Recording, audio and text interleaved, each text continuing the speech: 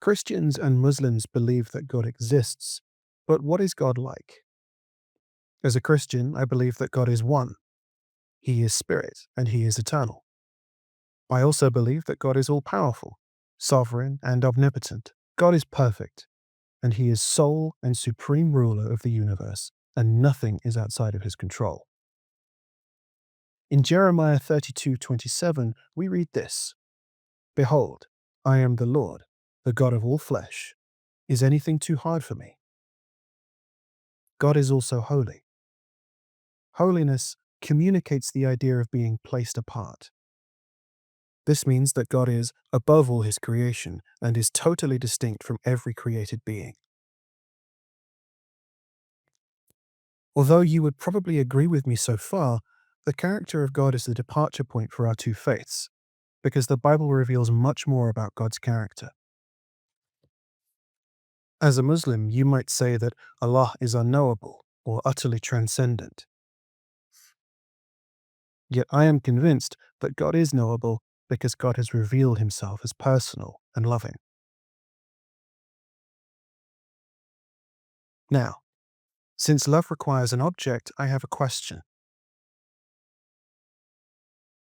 If, according to the Quran, God is unknowable, how can one of his 99 names be Allah the All-Loving? Since love requires an object, and since Allah's names are eternal, who was Allah loving before he created? You see, it is logical for the Christian to believe that God is loving, since we know that Jesus enjoyed an eternal, loving relationship with the Father.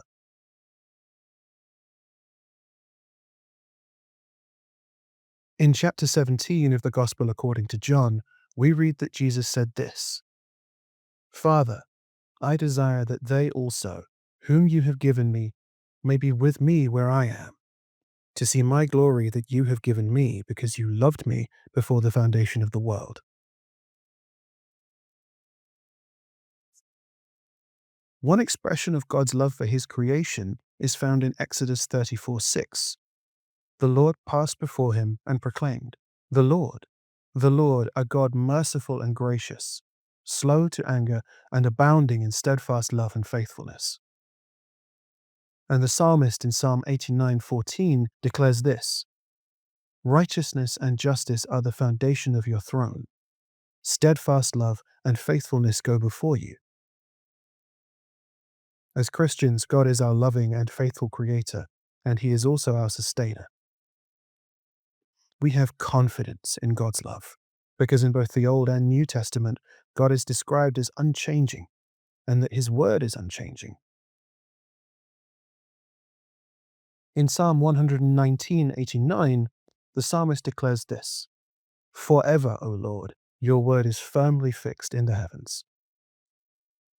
And the Apostle James has this to say about God's character: Every good gift and every perfect gift is from above, coming down from the Father of lights, with whom there is no variation or shadow due to change. However, God is also our judge. Since God does not change, we must believe him when he says that he will punish sin. Ezekiel 18:20 declares that the soul who sins shall die.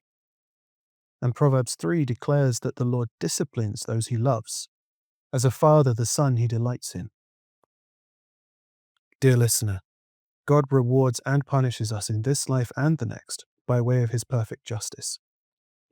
However, God does not in an arbitrary or capricious way, but in a perfectly just and loving way, as a father punishes the child whom he loves. If you missed number 2 in our 52 question series, listen now to hear how you can have a relationship with this perfectly just and loving God.